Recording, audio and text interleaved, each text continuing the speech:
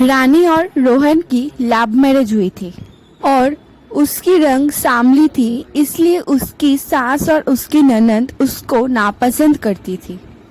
एक दिन सुबह, मम्मी जी चाय ले लीजिए। हे भगवान, आज के दिन तो मेरी पूरा खराब हो गई। सुबह सुबह ये किसको दिखा दिया तूने? अरे कालमुखी, तेरे हाथ से चाय पीऊंगी तो मुझे डर लगता है कि तेरा रंग मुझ पे न चढ़ जाए। क्या पता कौन से काले जादू से मेरे इतने हैंडसम भाई को अपने जाल में फंसा लिया। अपनी सास और अपनी ननद की इस कठोर बात सुन के रानी वहाँ से चली जाती है। तुम माँ और मेरी बहन को कुछ बोलती क्यों नहीं? मम्मी जी बड़ी है और आपकी बहन ना समझ है। मेरा काम है उनकी सेवा करना और मैं वो करूंगी। ऐसा बोलने के बाद रानी वहाँ से चली जाती है रात की खाना बनाने के लिए। रात की खाना खाने के बाद, सुन कालमुखी, कल मेरी किट्टी पार्टी है। मेरी फ्रेंड्स तो आने वाले हैं। अच्छा अच्छा खाना बना के रखना और तेरी काला चेहरा मेरे फ्रेंड लोगों के सामने ज्यादा मत लाना, ठीक है? जी मम्मी जी। रानी आप दोनों की इतनी सेवा करती है और आप इससे ऐसी क्यों बात करती है? अरे एक तो लव मैरिज किया, ऊपर से मैं कुछ बोल भी नहीं सकती। क्या बात है? अरे माँ, भैया क्या बोलेंगे? भैया तो भाभी के पूरे बश में हो चुके हैं।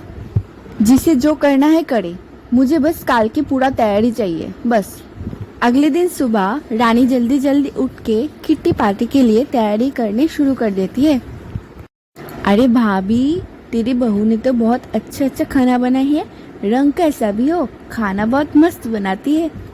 अरे अरे इसकी क्या बात करती है? ये मेरी बेटी है, इससे मिले।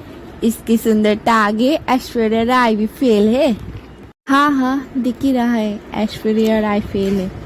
पहले ये बता, ऐश्वर्या राय के अंदर अन्नपूर्णा है कि नहीं? अरे इसको क्या काम करने की जरूरत, इसके लिए इसकी भाभी है ना, बानी। और वैसे भी मैं तो इसकी शादी किसी नकर चकर वाली घर पे ही करूंगी। और उसके बाद रानी वहाँ से चली जाती है। उसी दिन रात को सास भागते हुए अपनी कमरे से निकलती है। हे भगवान, मेरी पैसा तो चोरी हो गई। क्या मालूम किसने लिया है? ये कालमुखी की वजह से ये सब हो रहा है। अरे क्या हुआ माँ? कौन सा आसमान टूट गया? अरे आसमान तो तभी उसी दिन टूट गई थी जब तूने इस कालमुखी को शादी करके लाया था इस घर में। तब से मेरी जिंदगी में खराब कर दी तूने। मेरे तिजोरी में रखी हुई सारी पैसा गायब हो गई, कहाँ गया क्या मालूम। क्या माँ जी, आप मुझ पर इल्जाम लगा रही है? आपको लगता है मैंने पैसा चोरी की? अरे तू जैसा काली बिल्ली पर कौन इल्जाम लगाने जाएगी? ऐसा बोलने के बाद सास वहाँ से चली जाती है। रानी, मम्मी की बात पर तुम बुरा मत मानना, वो बस परेशान है ना, इसलिए तुम्हें खरी खोटी सुना गई। मम्मी परेशान है इसके लिए मुझे खरी खोटी नहीं सुनाई। मम्मी तो मुझे एक आंख से देखना भी पसंद नहीं करते। रानी, पर तुम चाहो तो हम दोनों अलग घर लेके रह सकते हैं वहाँ पर। मैं तुम्हें अपनी जिम्मेदारी के साथ इस घर पे लेके आया हूँ। मैं तुम्हें किसी टर्चर सहते हुए नहीं देख सकता। नहीं जी, मुझे मम्मी जी को छोड़कर कहीं नहीं जाना। अगर आप मेरे साथ हैं, मुझे किसी की चीज की जरूरत नहीं है। मम्मी की हर खरी खोटी मैं सुन लूंगी। और ये बोलने के बाद बानी वहाँ से चली जाती है। और उसके बाद और इन सब के लिए रानी की सास रानी को जिम्मेदारी ठहराती है। कलमुखी, नास मिटी, तू तो पनौती बनकर आई है मेरे घर पे, पनौती। पर फिर भी रानी कुछ नहीं बोलती।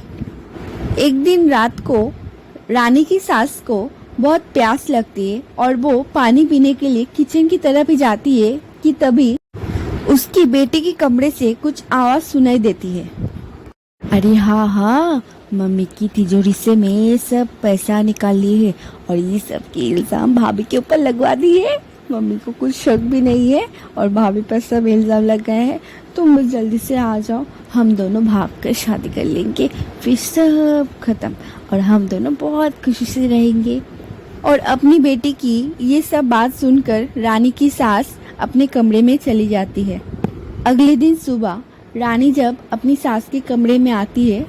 क्या हुआ माँ जी, आपकी तबीयत तो ठीक है ना? आप पूरे दिन कमरे से बाहर नहीं निकले आज? क्या छुटकी के कमरे में गई थी? वो क्या कमरे से बाहर आई क्या? नहीं मम्मी जी, मैं तो नहीं गई, लेकिन जाना है क्या मैं? मैं अभी चली जाती हूँ। नहीं, कोई कहीं नहीं जाएगा। और उसके बाद रानी की सास रानी को लेकर बाहर आती है और जहाँ पर रानी के पति भी खड़ा हुए रहते हैं।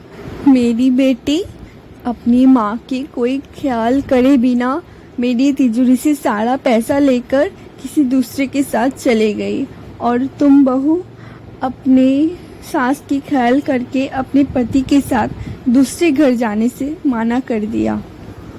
मैं हमेशा तुम्हारे रंग को देखी, तुम्हारी अच्छाई को नहीं। मुझे माफ कर दे बेटा। और उसके बाद से रानी की तारीफ करते हुए उसकी सास कभी नहीं थकी। तो दोस्तों, वीडियो पसंद आए तो वीडियो को लाइक कर दीजिए, चैनल में तो चैनल को सब्सक्राइब। फिर मैं नए वीडियो के साथ, तब तक आप खुश रहिए। बाय।